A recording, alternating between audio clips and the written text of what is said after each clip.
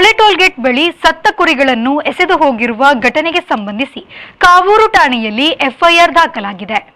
ಸುಮಾರು 15 ಸತ್ತ ಕುರಿಗಳನ್ನು ಯಾರೋ ಸುರತ್ಕಲ್ ಎನ್ಐಟಿಕೆ ಹಳೆ ಟೋಲ್ ಗೇಟ್ನ ಬಳಿ ಎಸೆದು ಹೋಗಿದ್ದು, ಸ್ಥಳೀಯರು 2ನೇ ವಾರ್ಡ್ನ ಕಾರ್ಪೊರೇಟರ್ ಶ್ವೇತಾ ಪೂಜಾರಿ ಅವರಿಗೆ ಮಾಹಿತಿ ನೀಡಿದ ಮೇರೆಗೆ ಅವರು ಮಹಾನಗರ ಪಾಲಿಕೆಯ ಅಧಿಕಾರಿ ಹಾಗೂ ಸಿಬ್ಬಂದಿಯೊಂದಿಗೆ ಸ್ಥಳಕ್ಕೆ ಹೋಗಿ ಸತ್ತ ಕುರಿಗಳ ಮೃತದೇಹಗಳನ್ನು ಸುರಕ್ಷಿತ ಸ್ಥಳದಲ್ಲಿ ದಫನ ಮಾಡಿಸಿದ್ದಾರೆ.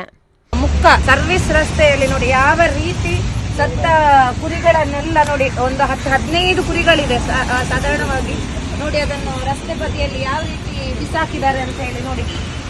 ಬಹುಶಃ ಇದು ನಿನ್ನೆ ರಾತ್ರಿಯ ಕೆಲಸ ಇದು ನೋಡಿ ಯಾವ ರೀತಿ ಆಗಿದೆ ಅಂತ ಹೇಳಿ. ಮಳೆಗೆ ಒದ್ದೆಯಾಗಿ ನೋಡಿ, ಈಗ ಇದನ್ನು ಮಹಾನಗರ ಪಾಲಿಕೆ ವತಿಯಿಂದ ಇದನ್ನೀಗ ತೆರವುಗೊಳಿಸುವಂತಹ ಕಾರ್ಯವನ್ನು ಮಾಡ್ತಿದ್ದೇವೆ.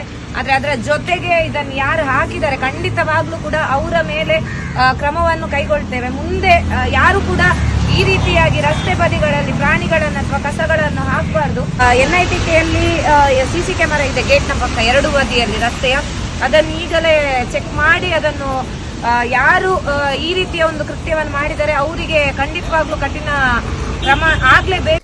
ಉತ್ತರ ಕರ್ನಾಟಕ ಕಡೆಯಿಂದ ಕುರಿ ಸಾಗಾಟ ವಾಹನಗಳಲ್ಲಿ ಮಂಗಳೂರಿಗೆ ಕುರಿ ಮಾರಾಟ ಮಾಡುವ ವ್ಯಾಪಾರಿಗಳು ಸಾಗಾಟದ ವೇಳೆ ಮೃತಪಟ್ಟ ಕುರಿಗಳನ್ನು ವಾಪಸ್ಸು ಹೋಗುವ ವೇಳೆ ರಸ್ತೆ ಪಕ್ಕದಲ್ಲಿ ಪೊದೆಗಳಲ್ಲಿ ಎಸೆದು ಹೋಗಿರಬಹುದು ಎಂದು ಪ್ರಾಥಮಿಕ ವಿಚಾರಣೆಯಿಂದ ತಿಳಿದುಬಂದಿದೆ.